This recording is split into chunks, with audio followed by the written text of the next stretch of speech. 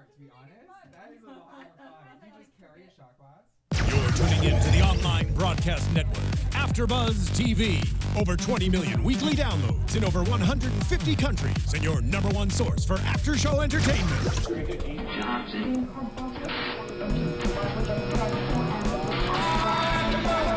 AFTERBUZZ TV, the destination for TV superfans. Producing aftershows for over 300 of your favorite TV shows, interviewing celebrities and showrunners, and bringing you behind-the-scenes exclusives. All thanks to E! Entertainment's Maria Menounos, producer Kevin Undergaro, and internet leader Akamai.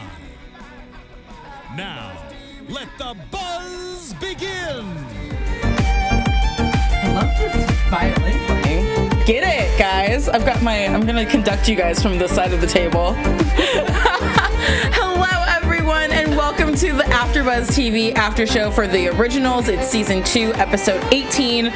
Oh crap, I turned my page. Hang on. It's Night Has 1,000 Eyes. I am your host, Tiona Hobson. Clearly, Roxy Stryer is not here right now because I don't know what I'm doing.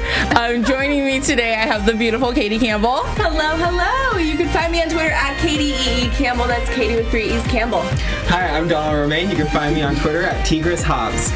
And so if you make sure you guys are checking us out on YouTube, iTunes, SoundCloud, all those awesome things. AFTERBUZZ TV, search for us, like us, comments, tweets, all that stuff. Just give it to us because we love you. And I'm so excited to talk about last night's episode, I should say. And we're gonna just dive into the thing that I think everyone was the most shocked about from this episode, because all the articles I've been reading today are all like that shocking death in the episode of the originals last night. And you're both of you guys, now I know how Roxy feels when we're all like antsy to say something. And part of me wants to just keep talking so that you guys have to keep like holding it in and bottling it up, but I'm gonna let you go. Katie, go. I have an opinion about that because I wasn't shocked. Well, I was shocked about who killed him, but I was not shocked that Michael died. I thought he was gonna die at the hands of Dahlia tonight.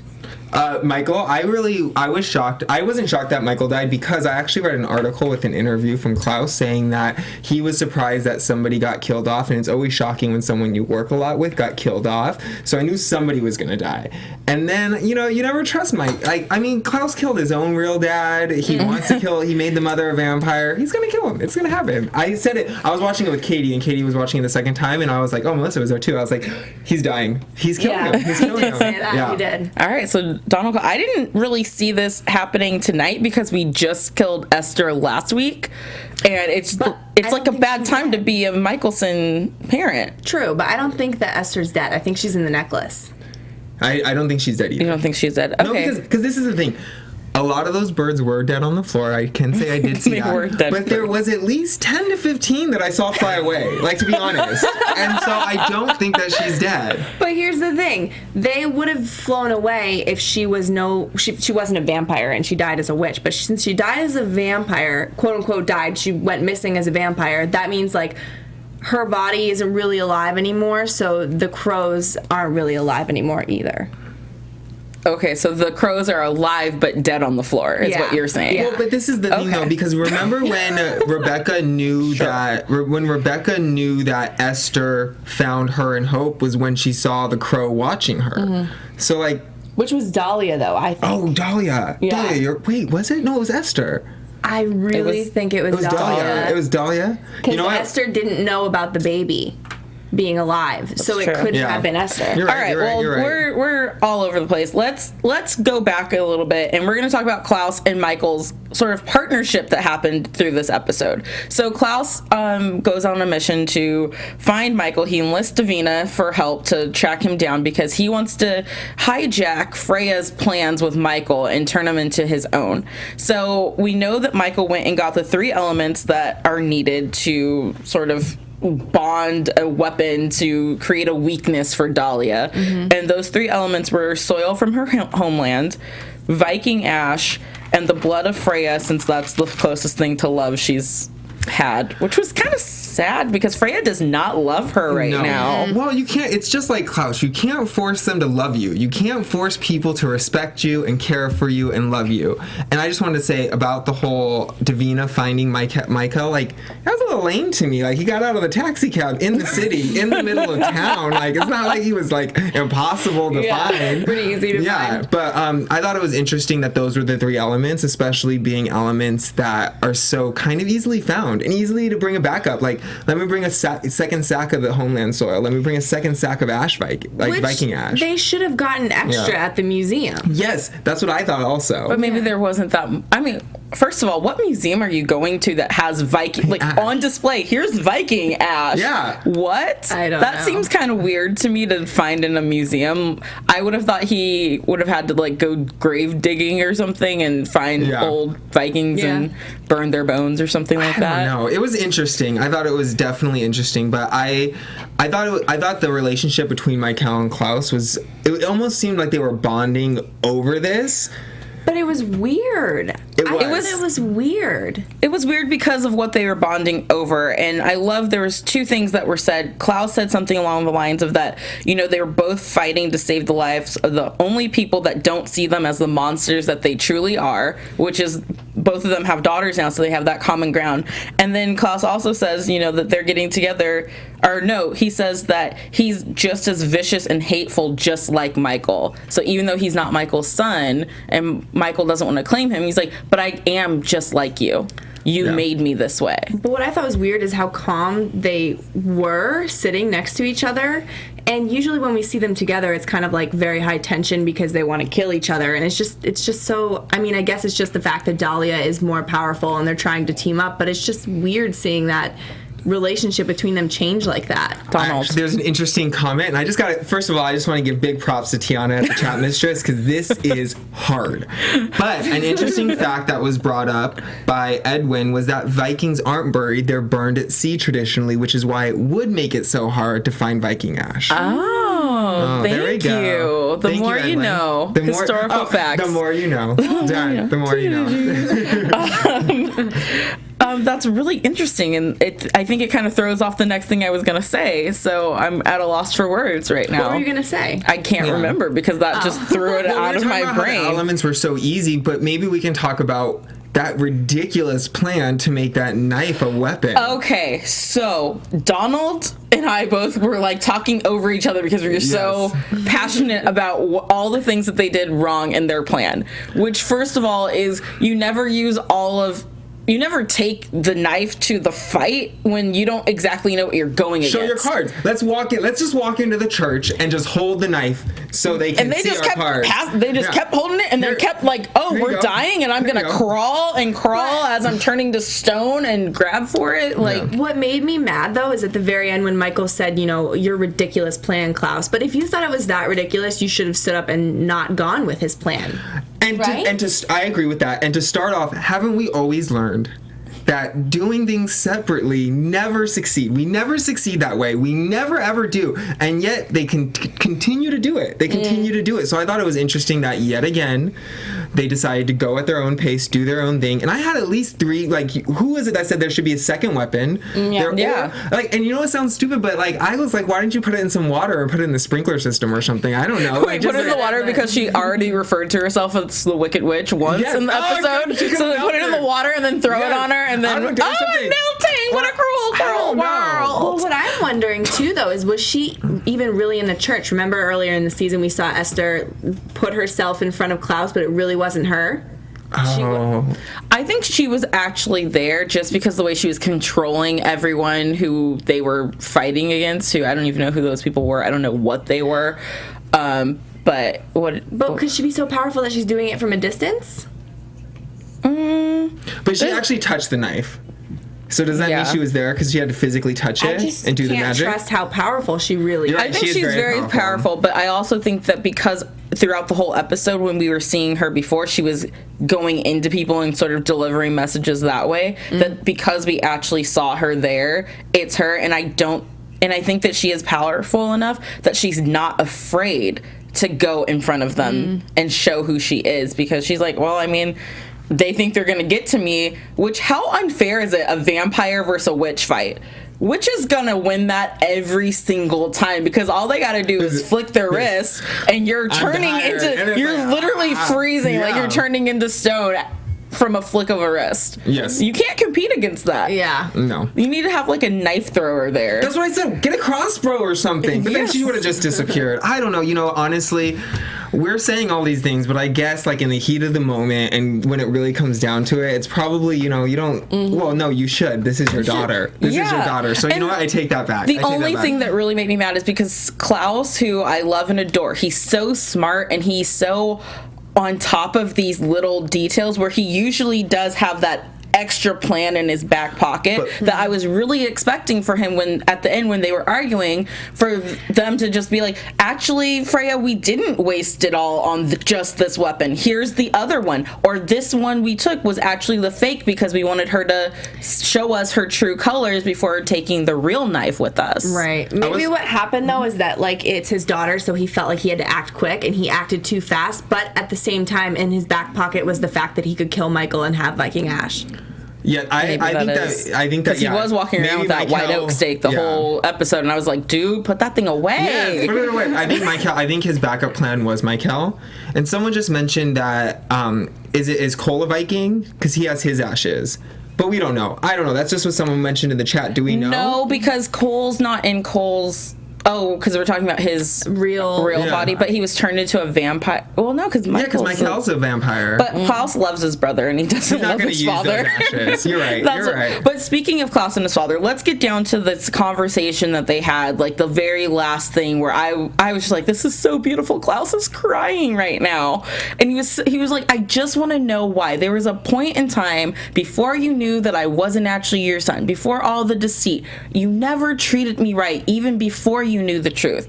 So why did you always treat me like this? And he just says, I don't know. Did you see his face during the whole thing when Klaus was crying? He was just like, he had no emotion. No emotion. No, That's gotta hurt though. It's hard because his emotion it roots back to Esther's infidelity, and it's not really about Klaus. And I feel bad for Klaus because he's a victim. He's a child. He didn't ask to be born. He didn't ask to be a symbol of his wife's cheating. He didn't ask for any of that. And Michael, like, I think that's what really does make Michael the evil one, is the fact that he can't get beyond that, and he's ruined another human being because of his own. It's like you're turning around and doing the same thing to somebody else when you were damaged by your wife. Like, it's hard. And I felt like it was very touching when Klaus was crying, because it's like you can see all the source of his pain. It's right here. Yeah. And then he just brought out that stake and stabbed him, and I was like, oh my gosh, like, it was such a beautiful moment. And then I understand why Klaus did it, because, you know, it's sort of like, enough. Klaus has already killed Michael once. He's clearly like not afraid to do it. He's done it again now, and from what I'm reading, he's gone because there is no other side, so there's no way to bring him back over again. So Dad's done. Like, both of Klaus's fathers are done. And, you know, Klaus needed to do that too, because he almost kind of was seeing if there was anything redeeming in his father before that by saying, you know, why, Dad? Like, why did you always treat me like this? And since there was nothing, he could be a possible threat down the road. If Dahlia is killed and everything seems fine, he could still be a possible threat and want to kill Klaus. I think that if Klaus didn't kill Michael would have just killed Klaus anyways, no matter what, because he showed no emotion right up until the very end. He showed no emotion, and so I just don't see what would have happened for him to actually show any care towards Klaus. Yeah. I mean, in the real, like, bullet to Klaus's stomach was when he says, what are your last words? And his last words looks right past him over to Freya, who's being restrained, which, Freya, you killed your mama, so how about you not judge Klaus right now? Even though we don't think she's actually dead, you still went in there and viciously kind of took away Esther, but now you're getting mad because your brother wants to do the same thing you did to your mom, to your dad? You can't have it both ways, Freya. I'm through. Klaus said, like, don't, you know, if you come and try to attack me, then with the flick of my wrist, I can just kill him.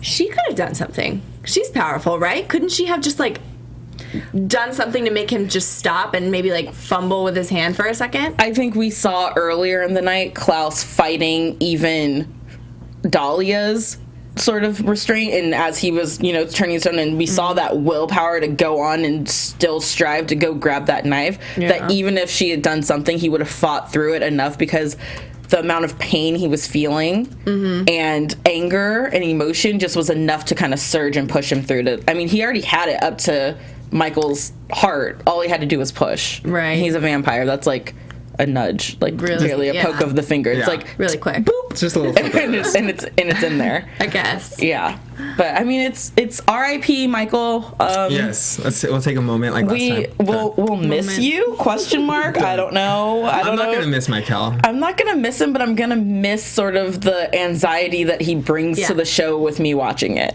Yeah, because he's really scary. Yeah, and I like being scared.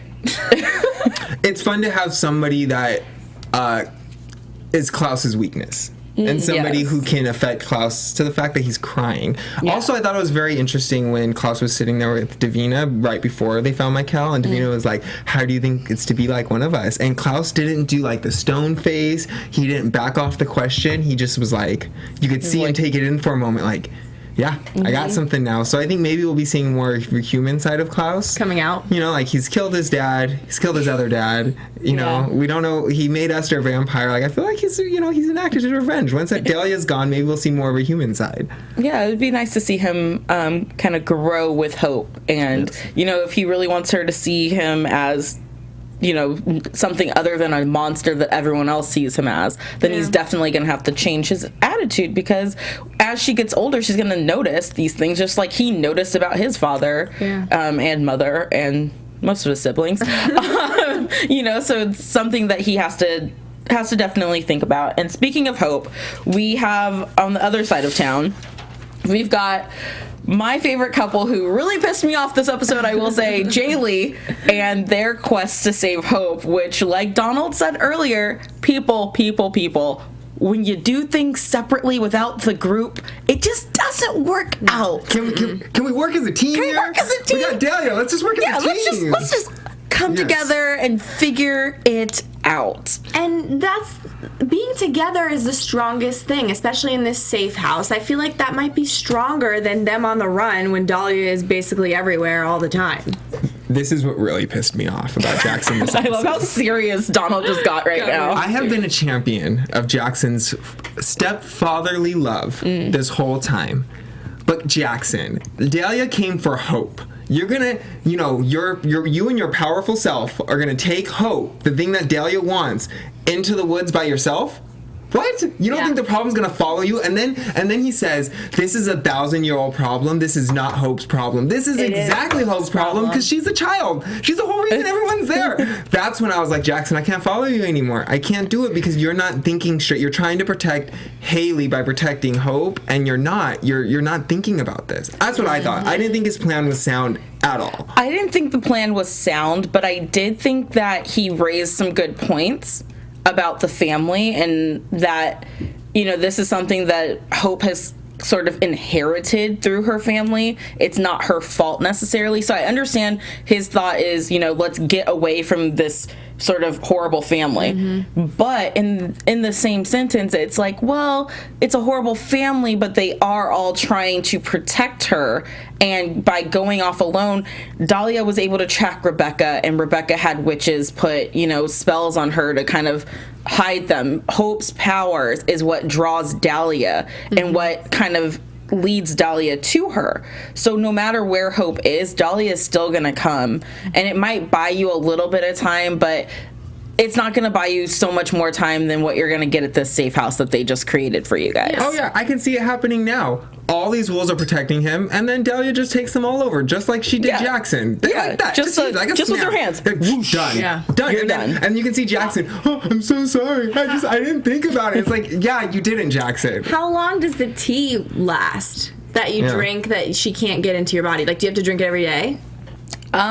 Freya did not say that they had to, but my other question for this now is, so we know that Jackson has been possessed by Dahlia. We find out that Dahlia's what is it called, bonded. Oh, she's bonded with Freya. Bonded with Freya. She's channeling Freya. So Jackson has this idea to escape, and Aiden's supposed to come meet them, and then it doesn't work, and Marcel's like, okay, I'm taking you guys to this place. But then at the end of the episode, not to jump because I did want to talk about this separately, but we have that Josephine has been killed, but it was her spell on the house. So does the spell not work anymore? That was a very good point, and I bet it doesn't. Because I was trying to figure out why it was Josephine that Dahlia chose. And so if that's the case, then Jackson is sort of right. No matter what you do, Dahlia's going to find a way to ruin that house. So I do know the backwoods, and we can get to a point of like hiding for now to buy us some time. I think it's honestly still going to work, because I don't necessarily think that all of her power, all of her spells that she's done in the past has gone away. I don't think that maybe witch magic works like that, but I do think that it's sending a message, like Dahlia said she wanted to do, as in that she's killing this powerful, all-powerful witch who is the leader of all, this coven, and I think that that's going to be the message. She can't be stopped. Okay, I've got conflicting people here. We've got Baby Doll Turner saying that it's unbinded because she's dead, but we've got Freya saying that magic is eternal. Yeah, like it doesn't die with the people. But there's no other side anymore. So how does the magic... Oh, how does it carry on if there's no other side? Yeah, that's true. And I'm also kind of playing devil's advocate because I actually have no idea what the answer to this is. No, we don't have the answer. And I want to say two things. One, somebody wants to know, Katie, did you cry when Josephine died? No. But What? Yeah, I don't know. I wasn't emotional. Usually I am. I cry. Did you cry when Klaus cried? No, but I felt very sad, and like the tears could be welling like far in. But it's just... It's sad, but I didn't cry, which is kind of shocking. I didn't cry. I thought it was a beautiful death. But someone just said Esther died, but the White Oak still worked. Oh. Did she? Or Esther's not dead. She's not. She can't be But dead. she became a vampire, so technically would her witch side have died? See, this is when you start digging into it, you can. In regards to Josephine, I was shocked that she wasn't immediately willing to help Elijah, because this problem is Freya's problem. And just last episode, she promised and said, your enemies are our enemies. And then, she just says no. Like, it doesn't seem like there's any loyalty here. But then Elijah halfway threatens her. Oh, yeah. And she quickly is like, well, like I said, I don't lack compassion. Let me do a blessing on this abode. Yeah, she's very easily switched. We've seen it in the past. But I thought it was really interesting when her and Dahlia, at the end, when Dahlia was talking to her, you could see the terror in Josephine's face. Yeah, she was scared. Yeah. And part of me was thinking, well, why don't you fight back? But I mean, it's a battle you're not going to win, but I don't know, for me, I would have rather gone down with a fight than to just... She's a classy old lady. I mean, she is classy. She got to play violin, and then she got her throat slit by what's it called? The violin stick. I don't know what it's called. I didn't play music as a child, so my parents were horrible. So it's a violin stick in my mind. It's a violin stick. Is it called a bow? Oh, maybe. Fret? You know what? No, a bow makes sense. A fret? Sorry, I said fret, and that's like a musical term, and it's definitely not. No. Fret's like with a guitar. You're right. Right? You're Yeah. right. No, you're right. You're right. Okay, so something else that I thought of before we move on to one of my absolute favorite couples. When Dahlia was talking, and when they were trying to kill Dahlia, and we find out that Freya is being channeled by Dahlia. Channeling and bonding are different, right? Because last week it was, the kids. Yeah. If Rebecca leaves that body and it dies, those kids will die with it. They're so bonded. is the same thing going to happen with Dahlia and Freya? Ooh. I don't think so, because I think the terms were different. Because I think Rebecca said bonded, and Freya said channeling. Okay, so as long as I just wanted to make sure. But you're right, though, because... go ahead. Usually when you channel, they're like passed out and they have a mark on their head. Yeah, but So maybe I mean, that's what makes Freya's the been difference. walking around being channeled this whole time and had no idea. Yeah. For 1,000 years. Which She said... Let's talk about Freya for a little bit, guys, because I know last week I was very not on Team Freya. This week, I believe that she's scared of Dahlia and that she doesn't want to be there, but I still don't trust her.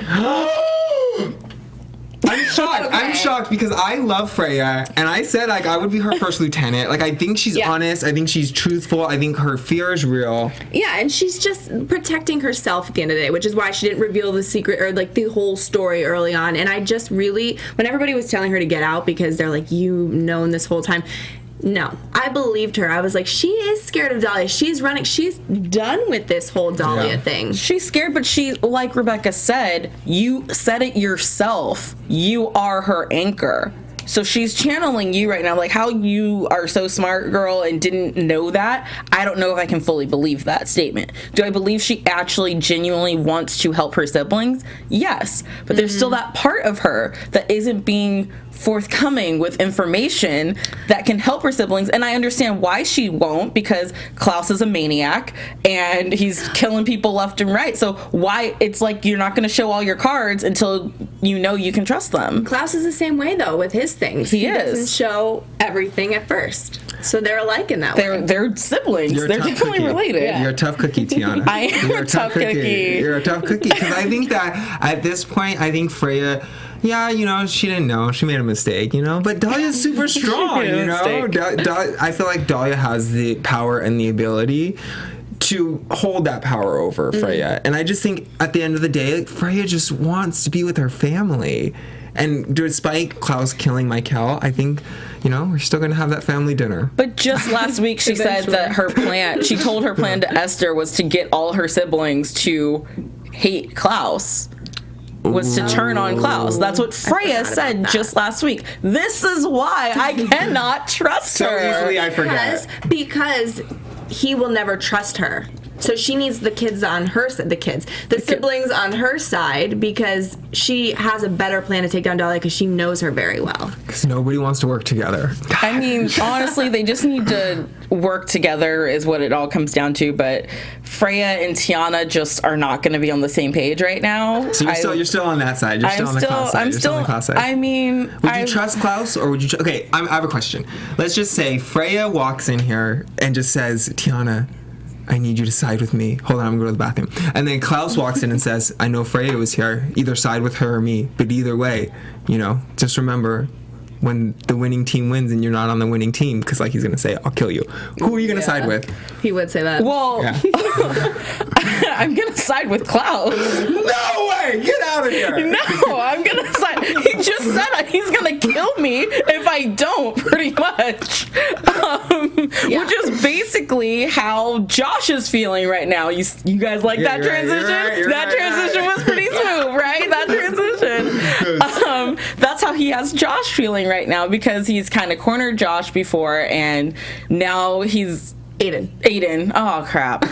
See, I messed up my whole transition because I was saying the wrong name. I still applaud you. I was there. You guys knew where I was headed. Yeah. So Aiden gets a phone call from Klaus, but he says it's Marcel. That made me so mad. He said it was Jackson. I'm getting all the names messed up right now. You can't say that when vampires have super hearing. Right? Hold on a second. You're Aiden? I'm Josh. Yeah. That was it. It was right over his shoulder. It was right over his shoulder, the phone, and it was huge. Klaus. Yeah, it was huge. It was huge. I mean, so whatever. So Aiden lies to Josh about it, and then later on, Josh sees him at the compound, and he's like, oh, I have to apologize for lying to you earlier about. And when he first started talking, I was like, I'm really confused because I'm pretty sure that was Aiden. Yeah, I was all for his apology. Why you got confused. Because of that right there. So he kind of calls out Aiden, and Aiden's like, I'm sorry, I didn't know what to do. Klaus has me in this situation where basically, I don't want to flip on Jackson because Jackson's taken care of me since I was a kid. But if I don't do this, Klaus is going to kill me. That's what you just did to Tiona. That's exactly what you just did to me. That's true, but this is the thing. You've got to, oh, God.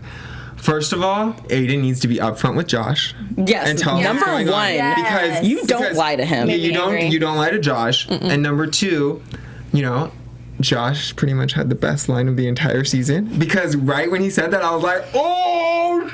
You can't deny that. When he was like, "Oh wait, that's your side of the conversation." yeah. Like I'm gonna use that. I literally am gonna use that when I want to confront somebody with a heavy-handed apology. I'm gonna go ahead and do it for them, and then say, "Wait, that's what you should your say." line. That's your line. That's your line. That's your line. I was mad that he was being so secretive. Like, he feels like he doesn't know what to do. He's so stressed out, and you could see that when he was pounding on the wheel, and like, it's 8:52 and I'm not there. Like, what do I do? He's freaking out. But he needs to turn to the one he loves and the one that loves him, and they're together. They're a pack. Like, he's like, just because I'm not a crescent wolf doesn't mean I don't have my love for my friendship and my pack. So it's like, he needs to turn to Josh and get help from him. I agree 100%. And I think hopefully we'll see more of Aiden. And this is the first time I'm saying this, because I'm not gonna lie, I've been pretty hard on Aiden and Josh this whole time. But I finally am ready to see a little more. Is it called Jaden? Jaden. A little more. What? Jaden. You're just now getting to that point? I'm just now getting. I was always into Aiden. Yeah. I just wasn't always into Josh. For some reason, I was just like, He's got a little boy face. And We haven't seen him in a while, too. Yeah, we haven't. Yeah. I'm not gonna. Maybe it was that line. Like, that line has sold me on his personality now. His line for me of the episode when he said that you are my pack. Yeah. I don't have anyone else. You, Marcel, and Davina are my pack. And I would die for you because I love you. He said I would die for you. Girl! A second time. You marry that man when he says that. I have all those in quotes, and I put cute in caps. Oh my god, and you have a little heart. Like, that for me was just like, oh my gosh, Jaden for the win. Question. Do you guys think Aiden's gonna get killed off? No. Okay, because somebody asked it, and I just wanted to present it. Yeah. It's like, I don't believe in that theory, but I hope not. Oh my gosh, it would really crush me, but it could go that way, Yeah. like bring another Yeah. heartbreak and Josh be angry at Klaus for I don't know. Everything for life. But I want to talk a little bit more about Jackson and Aiden's relationship, because we've seen them kind of going through it lately, where we had Klaus kind of whispering in Aiden's ear about how he could be the alpha. We have Jackson, who kind of snapped at him a couple weeks ago. And then this week he's saying, you're my right hand man. I need you. We've been through a lot together. I'm going to go into hiding, and the pack's going to need an alpha. Are you up for it? Like, Jackson basically handed over the pack to Aiden to help them escape, and then Aiden lies and says that he got stuck in traffic and doesn't go to pick them up. And he's been hiding stuff from him.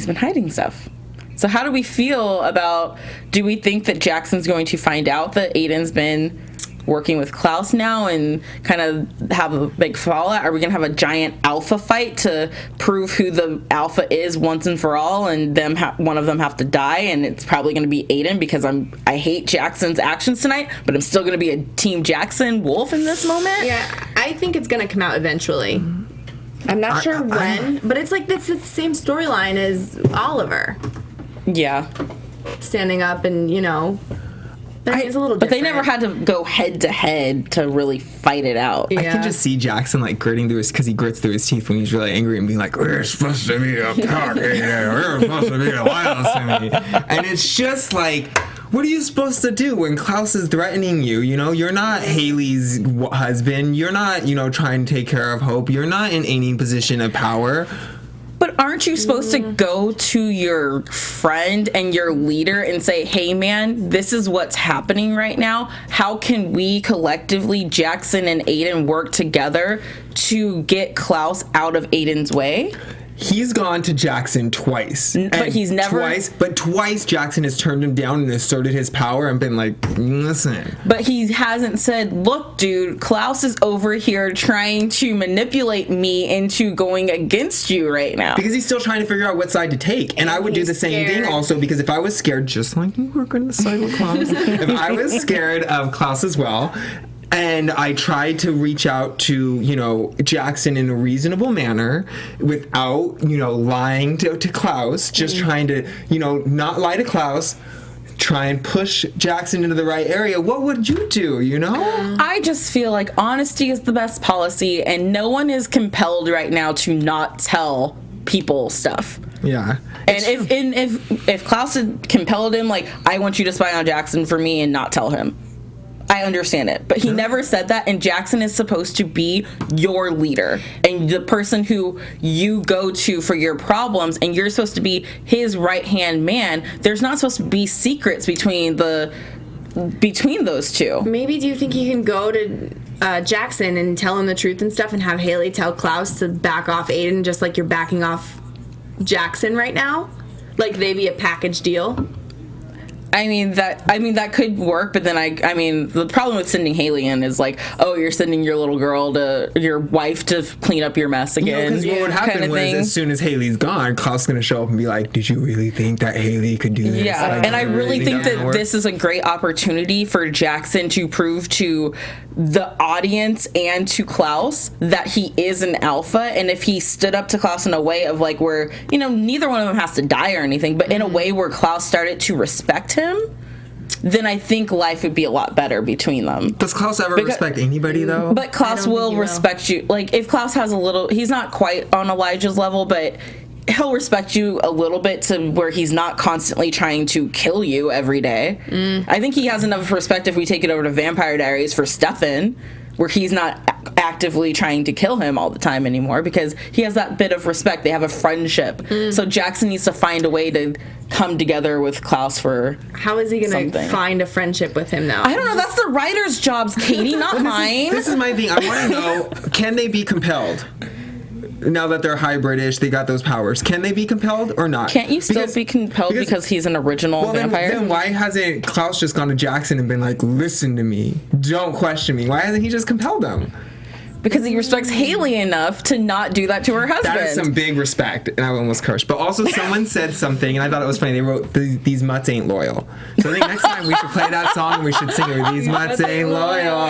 Oh my god! There should be a parody video for the originals called "These Mutts Aren't Loyal." I'll do it with you. Let's do it. I'll do it with you. We're doing it. We're doing it. Marcel. Okay, I'm just gonna... You don't know. I want to be a wolf. Why would I not want to be Marcel? Yeah. All right. So, do you guys have anything else in the episode that you wanted to touch on that I didn't? Because I'm not Roxy, so I didn't have the greatest notes to break this show down. I do have a prediction. Oh well, we're not. We're not there. But I'm just. Yeah, I guess I'm brainstorming out loud. Okay. Let's go to predictions now. See, Donald always trying to jump the gun. And now, your AfterBuzz TV predictions. That was Tiona echoing it. All right, Donald has one, so he's gonna start. Nobody's powerful enough to stop Dahlia. I don't like the way that like your eyebrows drop and your eyes get all serious when you say things. I'm very serious about that. I know what you're gonna say. You know what I'm gonna say? Yeah. Because remember you were all into my theory too, which officially, I just want to take a moment to officially lay to rest my theory that Dahlia was Eva Sinclair. I just really think that if there are any writers out there, please contact me because we can come up with some good stuff. New theory. I think no one's powerful enough to kill Dahlia. Except Hope. It's gonna come down to the point where Klaus is gonna be on the floor and Haley's gonna be bleeding and they're gonna be like crawling towards Hope and Dahlia's gonna be standing over her and then it's gonna be like, what's happening? And then Hope is gonna kill her. Hope will kill Dahlia. So powerful. She is all three of those things, according to what Julia Pluck has said in the past. And Crazy Rican 21 tweeted me and said the exact same thing. Someone said she said that they think Hope is going to end Dahlia because she's going to protect her. Sorry, Sorry, that was so funny. I'm so sorry for anyone listening. That was horrible. No, it's fine. Okay, so Hope is going to end Dahlia because she's going to protect her mother. And that is what's going to happen. Yes, Claraline. They just want to drink. But yes, okay. I do think that's going to happen. I think that Hope will be the savior, you know? Yeah, I definitely think that Hope will be the savior. But I was thinking about it. Are we going to see Dahlia for a while? Like, if we kill Dahlia, like, what is the next plot? What is this? What if Hope takes Dahlia's power somehow and Dahlia gets to stay? I love her as an actress. Yeah. I think she's fantastic. Hope or Dahlia? Dahlia. Hope is so cute. I just wanted to be clear on which one you were talking about in that moment. No, Hope is Emmy Award winning actress though. So yeah, she is so cute. She's really She's cute. adorable. Whatever twins or triplets are playing Hope right now, they're killing it. Yeah. But I would like to piggyback on you guys' predictions. First of all, I'm just going to say Caroline because Roxy's not here. And then I'm going to say that I think Hope will be the downfall, but I agree with Donald. I don't think we're getting rid of Dahlia anytime soon. She seems like one of those big threats, and we just got rid of Michael. So if he was still around, then yeah, we could get rid of her, and then we still have him like waiting in the wings to take down Klaus. But without him, we don't really have anything except for the battle between the wolves and vampires and witches, which can get kind of old sometimes because it's something that we've seen before. So I don't think we're going to be getting rid of her that easily. I don't want this to happen, but I'm kind of thinking that maybe Dahlia does get Hope. And then the battle becomes how to get her back before it's too late. That's a really good one. Make this story longer. Yeah, to make the story, because we have 4 more episodes left for this season, and then we have next season to start. So there has to be something, and I'm thinking someone said something on the chat roll. Anthony Baines said Donald's theories are least likely to happen. Oh, with an LOL. I mean, they are very, very intense. They're very intense. I understand that. I do. But I just wanted to say, in regards to Dahlia sticking around and Hope sticking around, that in true Michelson fashion, it's not textbook 101 to kill, people that you hate, you make them suffer. So Dahlia will suffer because what she's doing is like, I don't even want to say the word because I can't say it, but it's not forgivable to them. Yes. She is going to get Hope. She has to, because everybody is kind of unprepared, and there's only 4 episodes left, and something huge needs to happen, and this story needs to be longer. But in the very end, Hope will be the one to defeat her. I stand by that. I like that. I would love to see Hope. I would also love to see, I don't know, maybe a time hop You took the words right out of my brain. Or maybe we could just make Hope like the Twilight baby where she just ages faster, because I would like to see Hope a little older so that we can actually interact with her, so she's not just, the baby being carried around. I want to see her kind of be powerful. Can you imagine a little baby walking maybe around? like a 6 or 7 year old, Hope just kind of walking around. And maybe then she'll be able to have kind of a hold on her powers, like know at least what she's doing a little bit. Yeah, that's what I think. Yeah. Also, can we just... Oh, no, we'll talk about, the preview whenever you want to. But Cammy, what? No, we're talking about predictions in the preview. What's going on with Cammy? And Katie said it when we watched it. She looked like she was crying. She was upset about something. Who's gonna die? I mean, Cammy... she's human. She's one of the only. She is the only human we have. So I feel like just like Katie can cry at the drop of a dime, Cammy can cry at the drop of a dime too. Who knows what was happening to make her cry? It could have been she cut her finger on a knife. There are 2 things I want to talk about from that preview, and the first scene we saw in the preview was Dahlia making somebody just fall over with the flick of her wrist. Did you see that? Yeah.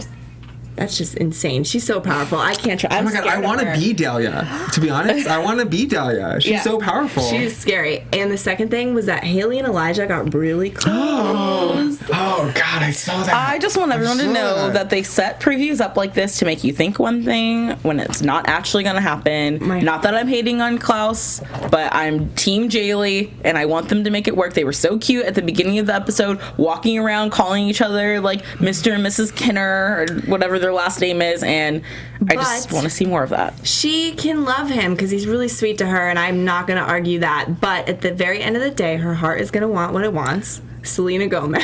Heart wants what it... No, but we forgot about Nishi. Elijah. Nishi.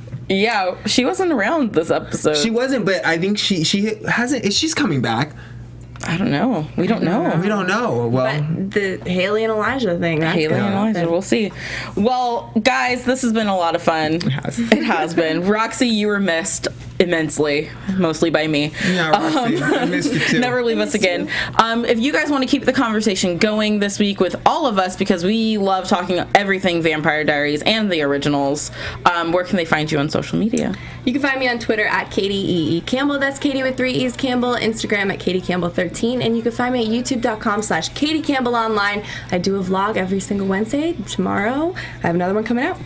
Hi, you can follow me on Instagram at Donald Romaine, on Twitter at Tigris Hobbs, and I'm trying to learn this whole Periscope thing, and they're trying to teach me, but also Tigris Hobbs, which I wish, just real quick, I don't know how to change my, never mind, we'll talk about that later. I don't know either. Go Yeah, ahead. look at that. You can make sure you check out all the shows AfterBuzz has to offer at AfterBuzz TV on Twitter, Facebook, Instagram, all that stuff. I'm at the Tiona Hobson on Twitter, Instagram, and Periscope, and I'm also Tiona_Hobson on Snapchat. And just a quick teaser for everyone, we will have a very special guest in studio with us next week for the originals. I'm not going to tell you who it is yet, but I just know that it's someone great and awesome. And if you're a fan of the Vampire Diaries, we will have Mama Salvatore in studio with us Thursday night, so make sure you tune in at 9 p.m. for that. Until next week, guys, when Roxy will be back sitting in this chair and I will be sitting over there as your chat mistress. Oh my God, yes. Yes. Thank you for tuning in, and we'll see you later. From executive producers Maria Menounos, Kevin Undergaro, Phil Svitek, and the entire AfterBuzz TV staff, we would like to thank you for listening to the AfterBuzz TV network. To watch or listen to other after shows and post comments or questions, be sure to visit AfterBuzzTV.com. I'm Sir Richard Wentworth, and this has been a presentation of AfterBuzz TV. Buzz you later. The views expressed herein are those of the hosts only and do not necessarily reflect the views of AfterBuzz TV or its owners or principals.